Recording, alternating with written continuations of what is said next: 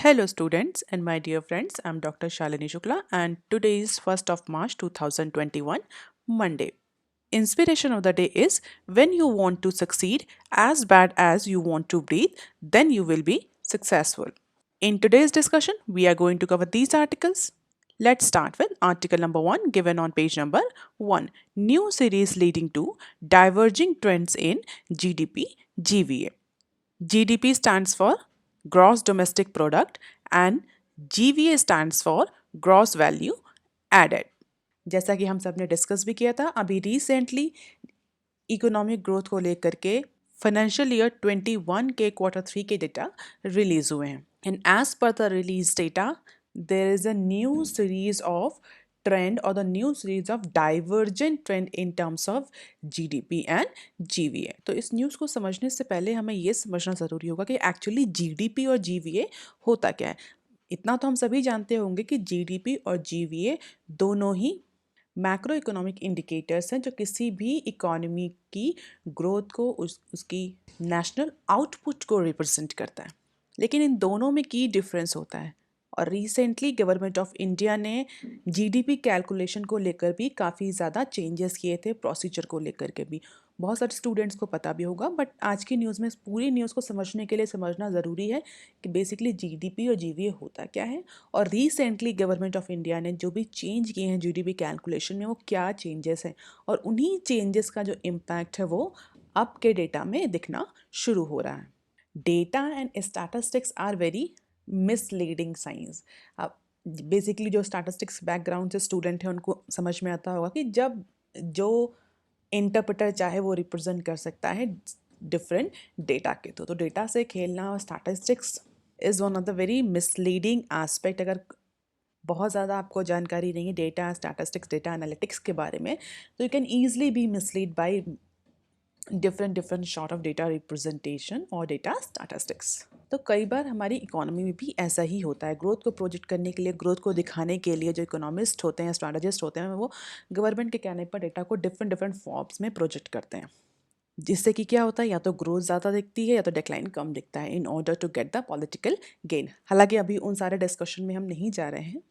आज की न्यूज़ को डिस्कस करते हैं. तो सबसे पहला टर्म जीडीपी. जीडीपी क्या होता है? बहुत सिंपल टर्म अगर मैं आपको बताऊं तो GDP is the monetary value और the monetary measure of a market value of all final goods and services produced in a specific time period within the geographical boundaries of a country. तो country की geographical boundaries के अंदर एक particular time period में जितनी भी goods और services produce हो रही हैं उनकी money value in terms of market prices is called as GDP as per the definition of government of India. तो डेफिनेटली जितना ज़्यादा प्रोडक्शन होगा उतनी ज़्यादा जीडीपी बढ़ेगी. गुड्स एंड सर्विसेज जितना ज़्यादा प्रोड्यूस होंगे हम ये कह सकते हैं कि हमारी इकोनॉमी में उतनी ज़्यादा उसकी जीडीपी बढ़ रही. वैल्यू मार्केट प्राइजेस बढ़ रहे हैं तो इसका मतलब जीडीपी बढ़ रही. तभी इसीलिए बोला था कि इन्फ्लेशन का बहुत ज़्यादा इम्पैक्ट पड़ता है जीडीपी कैलकुलेशन में. और जीडीपी कैलकुलेशन के बहुत सारे तरीके होते हैं, सबके अपने प्रॉस एंड कॉन्स हैं that we are not going to discuss here, otherwise it may leads to lengthy discussion. तो अभी के न्यूज़ के लिए हम इतना समझ सकते हैं ऑल गुड्स एंड सर्विसेज उनकी monetary measures in terms of market price. एक होता है फैक्टर कॉस्ट और एक होता है मार्केट प्राइस. तो जीडीपी मार्केट प्राइस पर कैलकुलेट किया जाता है as per the government of India. तो जितने भी गुड्स एंड सर्विसेज प्रोड्यूस हैं उनकी मार्केट प्राइस सारा एडिशन कर लेंगे, will get the GDP of that economy. और जीडीपी कैलकुलेशन के बहुत सारे मेथड होते हैं. अगर हम बात करें मेजर 3 मेथड्स की जो यूज़ किया जाता है that is income method, expenditure method and production या उसको आउटपुट मेथड भी बोलते हैं. तो इन 3 मेथड्स के बेसिस पर किसी भी इकोनॉमी में जीडीपी कैलकुलेट होती है. जनरली इंडिया में हम एक्सपेंडिचर मेथड के बेसिस पर जीडीपी कैलकुलेट करते हैं. और एक्सपेंडिचर मेथड से जीडीपी कैलकुलेशन में क्या फॉर्मूला होता है? GDP is equal to C plus G plus I plus N X. C stands for consumption or all private consumer spending within a country. G stands for total government expenditure. I stands for sum of countries' total investment. And NX stands for net export or countries' total export less total import. तो basically expenditure का method होता है GDP calculation के लिए। अभी income method या output method को discuss करने की यहाँ ज़रूरत नहीं है। अब देखते हैं जीवीए क्या होता है। GVA stands for gross value added and there is a difference between GDP and GVA, we all know. और जैसा कि नाम से हमें लग रहा है, GVA is gross value addition. It is not the market value of all goods and services produce within the territory of the economy, but it is the value addition. जितना भी वैल्यू एडिशन हुआ है through production process, उस value addition को पूरा सम कर लेते हैं किसी भी इकोनॉमी में, तो हमें जीवीए मिलता है। इट मीन्स यहाँ पर इंटरमीडिएट जो गुड्स हैं उनका कंजप्शन कैलकुलेट नहीं होता, जो टैक्सेस है सब्सिडीज हैं उनका भी कैलकुलेशन कंसीडर किया जाता, जो कि जीडीपी में कंसीडर नहीं किया गया था। तो अगर बहुत सिंपल से फॉर्मूले की बात करें कि जीवीए एक्चुअली कैलकुलेट कैसे करते हैं, तो GVA that is gross value added is equal to GDP plus subsidies on a particular product or production process minus taxes on that product or services। तो जीडीपी में अगर हम सब्सिडी को जोड़ देंगे और टैक्सेस को हटा देंगे, then we'll get the total value addition। Basically value addition होता है कि अगर मैं इस चीज़ से फोकस करूँ तो जैसे मैं आपको बताऊँ, कोई भी प्रोड्यूसर होता है जो किसी भी गुड्स या सर्विसेज को प्रोड्यूस करता है, वो क्या करता है, रॉ मटेरियल प्रोक्योर किया, उस रॉ मटेरियल में कुछ भी उसने प्रोसेसिंग करी within the production facility, तो वो जो प्रोसेसिंग उसने करी है that will be called as value addition. और उस प्रोसेसिंग के बाद अगर उसने 10 रुपये का रॉ मटेरियल लिया था और उसने उसमें 5 रुपये की प्रोसेसिंग करी, और 5 रुपये की प्रोसेसिंग करने के बाद अगर उसने उसको 20 रुपये में मार्केट में बेचा, तो जो 10 रुपये उसने एडिशन किया that will be called as value addition. अगर हम जीडीपी की बात करें तो जीडीपी में 20 को कैलकुलेट करेगी, जो मार्केट प्राइस में प्रोडक्ट बाहर निकल रहा है फिजिकल फैसिलिटी के बाहर, तो उसका जो 20 प्राइस है वो जीडीपी कैलकुलेशन में यूज होगा, और जो 10 रुपए का उसने एडिशन किया है that will be used in GVA, क्योंकि एक्चुअली 10 रुपए का तो रॉ मटेरियल उसने खरीदा था, उसमें उसने कोई वैल्यू, जो 10 रुपए है उसमें उसने कोई वैल्यू एडिशन नहीं किया, उसने उस 20 रुपए में वैल्यू एडिशन किया है बाय डिफरेंट डिफरेंट प्रोसेसिंग। तो बेसिकली वैल्यू एडिशन करना किसी भी रॉ मटेरियल में, इंटरमीडिएट गुड्स में, टू इनहांस इज वैल्यू, क्योंकि वो रॉ मटेरियल तो 10 ही रुपए का था, लेकिन जो भी प्रोसेसिंग करता है producer within the physical premises और the physical facility of the company, that is called as value addition. जब भी जीवीए कैलकुलेट होता है तो जाहिर सी बात है जीडीपी में सब्सिडीज को ऐड करके टैक्सेस को माइनस करके will get the GVA of any economy.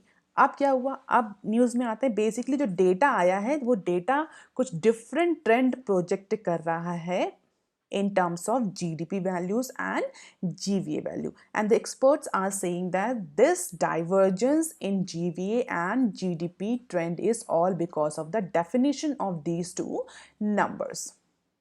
Data क्या डाइवर्ज हो रहा है देख लेते हैं। For instance, GDP was projected to fall by 8% in physical year 21 by the second advance estimates, sharper than 7% by the first one। On the other hand, अगर GVA की बात करें तो GVA is projected to fall 6.5% in the second estimate, and the first estimates peg the figure at less than 7.2%। तो GDP projection की अगर हम बात करें कि जो क्वार्टर 4 में जो जीडीपी प्रोजेक्शन किया जा रहा है as per the current data, वो 1.1% की से ग्रोथ का प्रोजेक्शन किया था कि क्वार्टर 4 जो फाइनेंशियल ईयर 21 का है उसमें जीडीपी 1.1% से ग्रो करेगी, जबकि जीवीए 1.1% से फॉल करेगी। Sorry, my mistake, it is not grow, it is fall.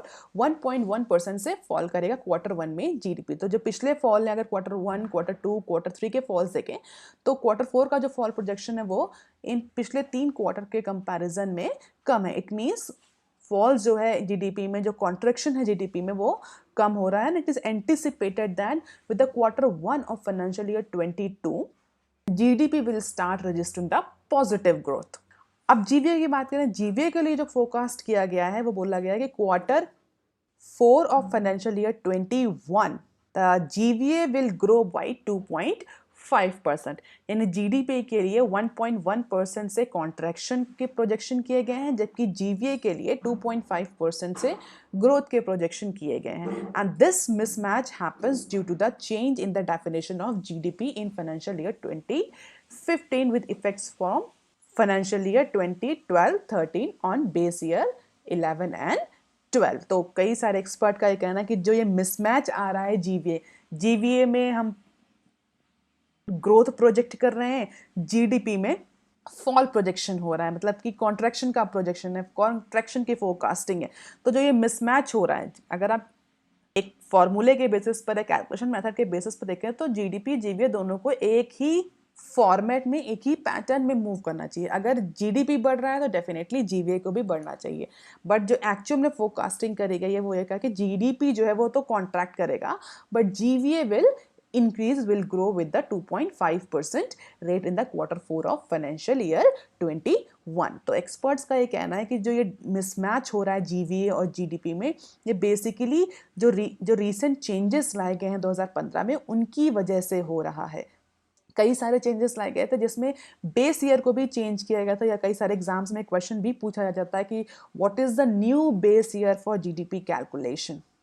तो ये आप याद रखेंगे, जीडीपी कैलकुलेशन का जो नया बेस ईयर है that is financial year 11 and 12। आप मुझे कमेंट सेक्शन में लिखकर बताएंगे कि इससे पहले क्या बेस ईयर जीडीपी का होता था। अब क्वेश्चन उठता है कि why base year is so important. क्या बेस ईयर के बेसिस पर कोई फ़र्क पड़ता है? डेफिनेटली स्टूडेंट, बेस ईयर के बेसिस पर बहुत ज़्यादा फ़र्क पड़ता है। किसी भी अगर कैलकुलेशन में नॉमिनेटर डिनोमिनेटर क्या होगा, इसका बहुत ज़्यादा इम्पैक्ट पड़ता है। तो उस समय जो चेंजेस लाए गए थे 12-13 में, या हम बोले 2015 में जो बेसिकली चेंज लाए गए थे, जिनका इम्प्लीमेंटेशन 12-13 से हुआ था, उसमें सिर्फ बेस ईयर ही चेंज नहीं किया गया था, इसके अलावा जीडीपी कैलकुलेशन के मेथड्स को भी कुछ मॉडिफाई किया गया था। तो जो एनुअल मिसमैच आ रहा है that is basically because of those changes. कोई ऐसा इकोनॉमी में क्रूशल या ड्रास्टिक चेंज नहीं हो रहा जीडीपी जीवीए को लेकर के, बट जो कैलकुलेशन के मेथड्स, जो फूड सब्सिडी क्लीन अप किया गया था, उस सब को लेकर के जो बेस ईयर में चेंज किया गया था, उस सब की वजह से ये जीवीए और जीडीपी की वैल्यू में ये डाइवर्जन देखने को मिल रहा है। तो क्या चेंज किया गया था? बेसिकली जो अर्लियर मेथड था जीडीपी कैलकुलेशन का 2015 से पहले, उसमें GDP used to be calculated और computed at a factor cost and the market prices. GDP जो कंप्यूट होती थी फैक्टर कॉस्ट पे, वो मार्केट प्राइसेस पे बेसिस पर और फैक्टर कॉस्ट के प्राइसेस पे कैलकुलेट होती थी। GDP growth at a constant price used to be taken at a factor cost. And what is factor cost? Factor cost means the total cost of all factors of production consumed and used in producing a good and services. And I suppose being an economic student, you all must be knowing that what are the factor of production क्या होते हैं। आप मुझे comment section में लिखकर बताइएगा what are those factor of production। Basically factor of production क्या होते हैं? तो फैक्टर कॉस्ट कहते थे कि बेसिकली किसी भी गुड और सर्विसेज को प्रोड्यूस करने के लिए जितने भी फैक्टर ऑफ प्रोडक्शन यूज हो रहे हैं उनकी टोटल कॉस्ट क्या हो रही है। तो जीडीपी को फैक्टर कॉस्ट के बेसिस पे कैलकुलेट किया जाता था कि जितनी कॉस्ट लग रही है प्रोडक्शन में, only that cost will be used as a calculation of GDP. And definitely, if we are calculating GDP at a factor cost, it means we are not including any taxes. और अगर tax, indirect tax और subsidy को भी consideration में लिया जा रहा है तो उसके बाद जो जीडीपी कैलकुलेट करी जाती थी वो होती थी जीडीपी एट मार्केट प्राइस। तो दोनों फैक्टर कॉस्ट को, मार्केट प्राइस को लेकर के अलग अलग जीडीपी कैलकुलेशन होता था। तो अगर सिर्फ फैक्टर ऑफ प्रोडक्शन के जितने फैक्टर ऑफ प्रोडक्शन है उनकी कॉस्ट को कंसीडर किया था GDP at a factor cost, अगर इनडायरेक्ट टैक्सेस और सब्सिडीज को भी उसमें इंक्लूड किया गया है तो result used to be the GDP at market price. And at that time, GDP at market price and at a current price were used for gauging the size of economy or for calculating the various ratios such as fiscal deficit and other macro economic indicators. तो GDP 2015 से पहले factor cost और market prices पर separately calculate करी जाती थी, और उस समय जब अगर हम जीडीपी की बात करते तो basically GDP at a market price, factor cost को लेकर के ज़्यादा यूज़ नहीं किया था। जो भी कैलकुलेशन होते थे फिस्कल डेफिसिट के या जो other macro economic indicators calculate किए जाते थे तो 2015 से पहले वो सारे जीडीपी एट मार्केट प्राइस पर कैलकुलेट होते थे। अब 2015 में क्या हुआ? 2015 में गवर्नमेंट ऑफ इंडिया ने कहा कि जो जीडीपी कैलकुलेशन का मेथड है दैट इज ऑब्सलीट, और जो बेस ईयर है वो बहुत पुराना हो गया, जो करंट जीडीपी ग्रोथ का, इकोनॉमिक ग्रोथ का या मैक्रो इकोनॉमिक इंडिकेटर्स को रिफ्लेक्ट नहीं करता। तो there is a time that now we need to modify modified the GDP calculation method as well as the base year. अब हम 20 साल पुराना बेस ईयर लेकर चल रहे हैं, उसके बेसिस पर GDP कैलकुलेट कर रहे हैं आज की, इतने परसेंट ग्रोथ हुई, इतने परसेंट ग्रोथ हुई उस बेस ईयर के कंपैरिजन में, तो that's definitely is not making any sense. तो इसीलिए 2015 के बाद से गवर्नमेंट ने कहा there is a need to change the base year, base year को चेंज करने की ज़रूरत है, क्योंकि 20 साल पहले का जो बेस ईयर है उसके बेसिस पर हम आज के GDP ग्रोथ को अगर कैलकुलेट कर रहे हैं कि उस ईयर की GDP ग्रोथ के कंपैरिजन में आज 2021 में या 2016 में 17 में इंडियन इकोनॉमी ऐसे ग्रो कर रही है, इस परसेंटेज से तो ग्रो कर रही, तो simply it is not any useful information. That is why from January end 2015 a new GDP methodology was adopted and that was enforced from the year 2012 and 13. तो 2015 में इसको अडॉप्ट किया गया था, बट इसका जो कैलकुलेशन, जब हम बोले इम्प्लीमेंटेशन, तो रेट्रोस्पेक्टिव किया गया था कि 2012-13 के बाद से जो भी GDP कैलकुलेट होगी वो इसी नए मेथड के बेसिस पर कैलकुलेशन होगी और नया डेटा रिलीज किया जाएगा। And first of all, now value addition at each stage is taken for calculating the GDP और GVA. तो अब जो वैल्यू एडिशन है उस पर भी ध्यान दिया गया। पहले क्या, मार्केट प्राइस, ये प्रोडक्ट फिजिकल प्रीमाइसेस से बाहर निकला, उसका जो भी मार्केट प्राइस है उसको कैलकुलेट करो GDP में। But now value addition has become one important component for calculating the GDP and GVA. It is not only the market prices but value addition and the basic prices were taken into calculation or consideration for calculation of GDP or GVA. The basic prices are the amount receivable by producer from the purchaser of a good as well as services produced. So in other words, it is the factor cost plus production taxes minus production subsidies. तो ये GVA आ गया, जिसमें कहा गया कि जो taxes हैं, जो सब्सिडी गवर्नमेंट दे रही है फॉर डिफरेंट प्रोडक्शन, उसको भी कंसिडरेशन में लिया जाए। प्रोडक्शन टैक्सेस क्या होते हैं? Production taxes are basically those taxes that are imposed on any producer on any firm by virtue of its producing something. वो कुछ भी प्रोडक्शन कर रहा है तो it has to pay the production tax. Just like, for example, registration fee, land revenue, stamp duties, all are considered as a production taxes. तो भले आप बेच रहे हैं या बेच पा रहे हैं, सेल हो रही है नहीं हो रही, doesn't matter. If you are a producer and you are producing anything, you have to pay registration fee, you have to pay land revenue, you have to pay some stamp duties, and that all comes under production taxes or production cost. So in other words, it is a factor cost plus production taxes minus production subsidy. That is the value of gross value addition or GVA. So if one adds product taxes such as excise duty, VAT and GST to GVA at a basic price and takes out all the subsidies, it gives us the GDP under the new methodology. तो भी जो मैंने आपको formula बताया था, what is GVA? GVA is equal to GDP plus subsidy minus taxes. This is the new form of calculation, new methodology. और इसी methodology में बेस ईयर को भी चेंज किया गया था, जिसमें बेस ईयर को चेंज करके 2011 और 12 नया बेस ईयर लिया गया था और कहा गया था कि अब जो भी GDP या GVA कैलकुलेट होगा उसके लिए बेस ईयर 2011 और 12 होगा। इट मीन्स जो भी परसेंटेज हम शो करेंगे GDP इतने परसेंट से ग्रो कर रही है, that will B in comparison to the GDP of financial year 11 and 12. तो स्टूडेंट जो भी हम ग्रोथ GDP या GVA में जो भी ग्रोथ दिखाता है कि 2% से ग्रो कर रही है, 8% से ग्रो कर रही है, तो ये जो परसेंट से ग्रो कर रही है इसका मतलब क्या? तो बेसिकली हम किसी पर्टिकुलर ईयर से किसी स्टैंडर्ड से कंपेयर कर रहे होते हैं। पिछले साल ऐसा इतनी थी इकोनॉमी, तो वही स्टैंडर्ड जो है वो बेस ईयर कहलाता है। 2011 और 12 में जो GDP रही होगी उस GDP के बेसिस पर आज 2021 की GDP कितने परसेंट इंक्रीज हुई है या कितने परसेंट डिक्रीज हुई है, इसीलिए उसको बेस ईयर बोलते हैं। सिंपल या समझने की लैंग्वेज में आप ऐसे बोल सकते हैं, स्टैंडर्ड जिसके बेसिस पर हम कैलकुलेट करते हैं। अगर हम बोलें 8% GDP ग्रोथ की है, 12% GDP की ग्रोथ हुई है, इसका मतलब क्या हुआ? इसका मतलब ये हुआ 2011-12 में जो GDP रही थी उसके कंपैरिजन में आज हमारी इंडियन इकोनॉमी की GDP 8% से ज़्यादा है।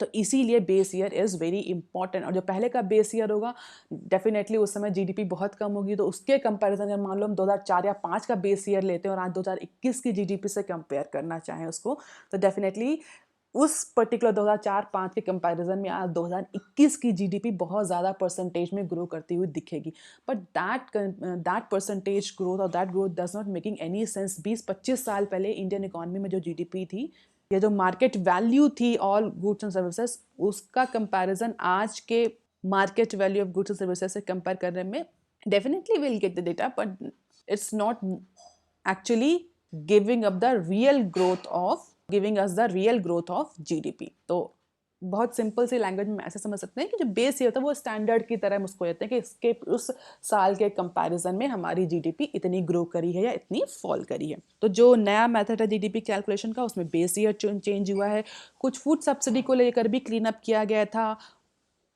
और जीएसटी या जो other indirect taxes and subsidies हैं उनको भी कंसिडरेशन में लिया गया है। And because of all this new methodology there is significant divergent in terms of value और the data of GV and GDP. GV आप देखेंगे, जीवी के लिए ग्रोथ के प्रोजेक्शन की, इसका मतलब इकोनॉमी में वैल्यू एडिशन तो हो रहा है, but because of taxes, because of subsidy, जो मार्केट प्राइसेस हैं उसके बेसिस पर इंडियन इकोनॉमी में जीडीपी ग्रोथ नहीं देखने को मिल रही है। And this is a different stroke for annual growth in जीवी एंड जीडीपी। तो फर्स्ट जो एडवांस एस्टिमेट्स आया था फाइनेंशियल ईयर 21 के लिए, उसमें ये प्रोजेक्शंस थे जीवीए और जीडीपी को लेकर के।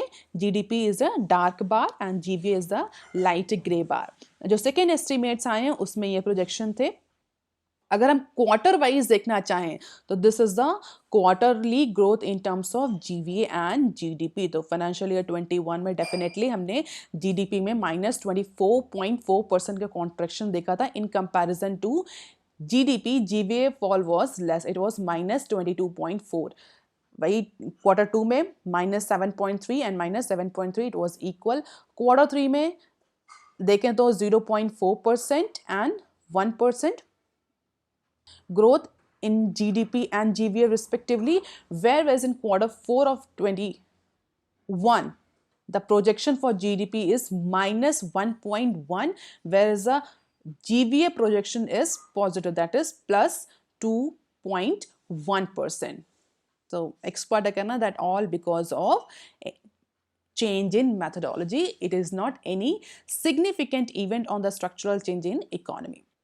और अगर बहुत सिंपल टर्म्स में समझें तो वैल्यू एडिशन तो हो रहा है इकोनॉमी में, इसका मतलब इकोनॉमी तो रिकवर कर रही है, बट अभी मार्केट प्राइस और टैक्स सब्सिडी इतना ज़्यादा या कंजप्शन इतना ज़्यादा नहीं है कि जीडीपी जो है वो पॉजिटिवली ग्रोथ करे। अब देख लेते हैं article number 2 given on page number 6। Key states turn down FM proposal to cut fuel tax. पिछले कुछ टाइम से जो फ्यूल प्राइसेस हैं वो आसमान के रेट्स जो हैं वो आसमान छू रहे हैं, and because of that strategists, economists and politicians, ministers, government departments all are taking measures for this।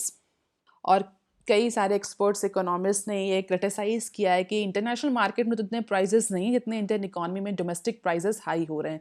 क्यों? क्योंकि कैलकुलेशन बहुत सारे इकोनॉमिस्ट ने, पॉलिसी मेकर्स ने, वेटरन्स ने कैलकुलेशन प्रेजेंट किया, उसमें कहा कि 60% जो फ्यूल के प्राइजेस हैं उसका सिर्फ टैक्स, जो सेंटर और स्टेट टैक्स हैं उसकी वजह से वो 60% इंक्रीज देखने को मिल रहा है फ्यूल प्राइसेस में। या हम इसको बहुत और सिंपल टर्म में बोलें तो जो फ्यूल प्राइसेस का 60% है that is only constituted by और बिकॉज ऑफ सेंट्रल और स्टेट टैक्सेस, जिसको लेकर के रिसेंटली हमारी जो फाइनेंस मिनिस्टर हैं उन्होंने सेंटर से एज वेल डिफरेंट स्टेट से ये डिमांड करी थी that there should be calibrated lowering of taxes on fuel by both center as well as the state। और इवन आरबीआई ने भी इस नोशन को कंसीडर किया था, और आरबीआई के जो गवर्नर थे मिस्टर शक्तिकांत दास, उन्होंने भी कहा था कि सेंटर और स्टेट को बैठ करके टैंडम वे में इस पर डिस्कशन करना चाहिए कि जो फ्यूल प्राइसेस कंटिन्यूअसली बढ़ रहे हैं कि वो क्यों बढ़ रहे हैं और कैसे किस तरह से टैक्सेस को रिड्यूस किया जाए कि जो डोमेस्टिक मार्केट है उसमें जो फ्यूल प्राइसेस हैं पेट्रोल डीजल वो रिड्यूस करें। तो रिसेंटली फाइनेंस मिनिस्टर ने स्टेट्स को भी डायरेक्ट किया और सेंटर से भी कहा कि there should be the reduction in terms of taxes so that the prices of fuel into the domestic market can be reduce. तो कुछ स्टेट्स ने तो एग्री किया, but some of the key states जो बहुत इंपॉर्टेंट स्टेट हैं, बड़े states हैं, या हम अगर बहुत क्लियर टर्म में बोल रहे हैं तो जो कि कांग्रेस रूल्ड या other party rules जो भी states हैं, they all have rejected the proposal to reduce the taxes on fuel, citing the revenue constraint and asking the center to take action on rising petrol and diesel prices. तो state government ने हाथ खड़े कर दिए हैं और ये कह रहा है कि नहीं, हमारा डोमेन नहीं है. If you want to reduce the tax, you reduce the tax, because we are also suffering from revenue constraint since COVID-19 pandemic. और इस समय हमारे लिए फ्यूल पर टैक्स रिड्यूस करना हमारी सब्सिडीज जो हमारा रिवेन्यू कलेक्शन है उसको हैम्पर करेगा. That means we are not going to cut any taxes on our fuel supply. Even few states have argued that cess amount for up to 70% of the central tax on fuel, and which is not actually shared by states. Then why not center government is cutting the taxes or it's part of cess rather than asking from states government to do that? And February 9 have seen the 40 increases to touch on all-time high in the country amid rising international crude oil prices, and it is continuously increasing. And definitely if the crude oil prices are going to increase in international market, it have a significant impact on domestic market as well. But because of number of taxes, central and state taxes, the impact becomes 2 or 4 or even 5 times higher on domestic market.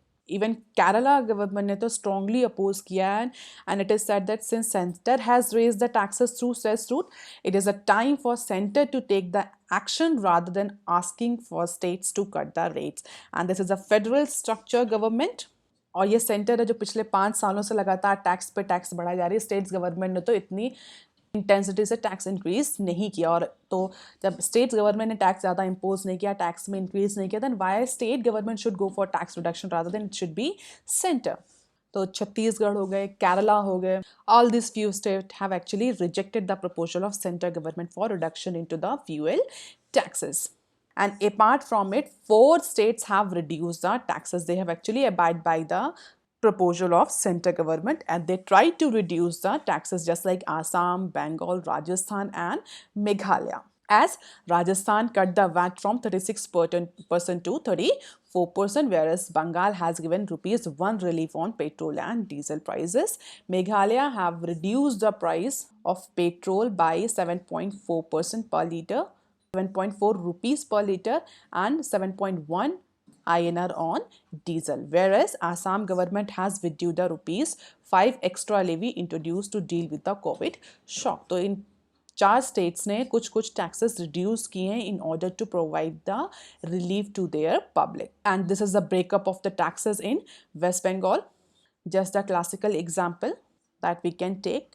आप देख सकते हैं कि base price कितने हैं और कितने centre tax लगते हैं और कितना जनरली स्टेट टैक्स लगता है, and what is the dealer commission on it. Major component हैं फ्यूल प्राइसेस के कैलकुलेशन के on market basis, market price basis. Apart from it, I have also included one news into this, that is the impact of increase of diesel prices is more on consumer rather than increase into the petrol prices. तो diesel prices जो बढ़ते हैं वो ज़्यादा economy को hurt करते हैं rather than petrol prices. Why? There are some statistics that I have pasted here. Don't need to mug up. You can just go through it. So diesel consumption is still substantially more than petrol. One of the reason diesel का consumption ज़्यादा है. क्यों ऐसा है? क्योंकि transportation में, agriculture में diesel is widely used fuel. तो डीजल के कंपैरिजन में पेट्रोल का जो कंजप्शन है वो कम है, इसीलिए पेट्रोल के जो प्राइसेस हैं अगर उनमें इंक्रीज होता है तो बहुत ज़्यादा हर्ट इकोनॉमी को नहीं होता rather than diesel. And this is the data of consumption in million metric tons. So ये जो blue bar है that is for petrol and this red bar is for diesel. तो जिसका ज़्यादा कंजप्शन है उसका ज़्यादा इम्पैक्ट पड़ेगा, उसका ज़्यादा वेट है इकोनॉमी में. Apart from it, transport and agriculture are the top diesel consumer in the country. तो ट्रांसपोर्ट और एग्रीकल्चर में डीजल सबसे ज़्यादा यूज़ होता है. अगर हम देखें तो ट्रक्स जो कॉन्स्टिट्यूट करते हैं 28.25% उन जो डीजल का यूज़ है उसका केवल ट्रक जो ड्राइवर्स बेसिकली ट्रांसपोर्टेशन में 28.5% का शेयर यूज होता है डीजल का, टोटल डीजल कंजप्शन का। इसी तरह प्राइवेट व्हीकल, एग्रीकल्चर 13% दोनों लगभग equal. And apart from it telecom, railway, power industry, three wheelers, इनमें इतना ज़्यादा यूज़ नहीं है। सिग्निफिकेंट जो यूज़ है डीजल का that is for transportation and agriculture, trucks, private vehicles and agriculture, जिसमें सबसे ज़्यादा जो ट्रक हैं, व्हीकल्स हैं, वो यूज़ करते हैं। और अगर ट्रांसपोर्टेशन में डीजल यूज़ हो रहा है और डीजल के प्राइसेस बढ़ रहे हैं तो उसका सीधा सीधा इम्पैक्ट फूड कमोडिटीज़ पर, जो कमोडिटीज़ अवेलेबल होती हैं, फूड प्राइसेस पर, जो बेसिक कंजप्शन की कमोडिटीज़ होती हैं, उन पर सीधा इम्पैक्ट दिखेगा। तो डेफिनेटली अगर डीजल के प्राइस बढ़ेंगे तो ट्रांसपोर्टेशन कॉस्ट बढ़ेगी, ट्रांसपोर्टेशन कॉस्ट बढ़ेगी तो इवेंचुअल कमोडिटीज़ जो हैं, स्पेशली फूड कमोडिटीज़, उनके भी प्राइस और उनका भी इन्फ्लेशन इकोनॉमी में देखने को मिलेगा। तो इसीलिए जो डीजल के जो प्राइस बढ़ते हैं वो इकोनॉमी को ज़्यादा हर्ट करते हैं। दूसरा डेटा अगर हम देख लें, transport inflation rises usually when oil prices are on rise. And apart from transport prices, the machine that uses the diesel demands a fourth of farm input cost. तो एग्रीकल्चर में भी जो डीजल यूज़ हो रहा है, अगर diesel के prices बढ़ेंगे तो किसान का जो इनपुट कॉस्ट है, जो ऐसी इंडस्ट्री जो कि इनपुट कॉस्ट बनानी, जैसे like fertiliser, irrigation, seeds, machine labour, इन सब की भी कॉस्ट बढ़ेगी। तो अगर फार्मर की इनपुट कॉस्ट बढ़ेगी तो जो एग्रीकल्चर क्रॉप है, वो जो आउटपुट है, उसकी भी कॉस्ट बढ़ेगी, उसके भी प्राइसेस बढ़ेंगे। तो एग्रीकल्चर और ट्रांसपोर्टेशन में डीजल प्राइमरीली यूज़ होता है और डीजल के प्राइस बढ़ने से एग्रीकल्चर और ट्रांसपोर्टेशन अफेक्ट होगा, उसके कॉस्ट बढ़ेगी। एग्रीकल्चर और ट्रांसपोर्टेशन के प्राइस या कॉस्ट बढ़ने पर उसका प्राइस हमें सीधे मार्केट में कमोडिटीज़ में देखने को मिलेगा। That is why increase in diesel prices is more hurtful than increase in terms of petrol prices. अब देख लेते हैं some other news clips. Citi may hives of India's consumer banking business. So Citibank, the largest foreign bank in India by assets and profit, may close down its some consumer banking division. So as per Bloomberg report, this particular group is actually divesting some units in retail banking in Asia Pacific region, and India is one of the very important spot on it. तो South Korea, Thailand, Philippines, Australia, इन सब में भी city bank जो है वो अपने कुछ रिटेल बैंकिंग्स के बिजनेस या कुछ डिविजन्स को वाइंड अप कर रहा है। ऑल्दो इस पूरी रिपोर्ट में इंडिया का मेंशन कहीं नहीं है, but as per the expert, India में जो ब्रांचेस हैं, जो डिवीजन है, they are under scrutiny and could be hived off in coming months as well. हालांकि क्या था कि Citi never sleeps in India, तो इंडिया में सिटी बैंक के फुटप्रिंट्स बहुत अच्छे हैं, बहुत अच्छा बिजनेस है, बट कुछ एक्सपर्ट्स का, इनसाइडर इंफॉर्मेशन प्रोवाइडर्स का ये कहना है कि इंडिया के जो कुछ डिविजन्स हैं, they are under scrutiny. So with Thailand, Philippines, Australia and other South Asian nations, Asia Pacific region, India और बिजनेस और divisions in India can also be considered for hived off. अब देख लेते हैं other news clips. Markets on tender hook as inflation fears surface. तो अगर आपको याद हो तो हमने डिस्कस किया था कि इनपुट कॉस्ट जो है वो कंटिन्यूसली बढ़ रही है, जिसकी वजह से इन्फ्लेशन जो बेसिकली मैन्युफैक्चरिंग सेक्टर में ज़्यादा देखने को मिल रहा है। अपार्ट फ्रॉम इट जो बॉन्ड यील्ड है वो भी इंक्रीज हो रही है। RBI is not able to control it and because of that market is showing the impact. The market is expected to remain volatile because a spike in US bond yield is likely to trigger the flight of safety among investor. तो bond yield केवल Indian market में ही नहीं है, अगर US market की बात करें तो वहाँ भी इंक्रीज हो रही है and because of that market is still volatile. अगर लास्ट वीक की बात करें तो जो यील्ड रही है 10 ईयर यूएस ट्रेजरी, वो अप्रॉक्सीमेटली 1.61% तक बढ़ी है। And because of this increase the shock waves are actually floating all across the global equity market, और जिसका इम्पैक्ट सेंसेक्स और निफ्टी पर भी देखने को मिला है। The Sensex and the Nifty plunged nearly 4% on Friday. जितनी भी अगर हम वो मेजर वर्ल्ड इंडाइसेस उनकी बात करें, चाहे वो नैस्डैक हो, सेंसेक्स हो, निकी हो, निफ्टी हो, FTSE हो, डो जोन्स हो, डैक्स हो, सब में निगेटिव इम्पैक्ट देखने को मिला है because of inflation fear and increasing bond yield.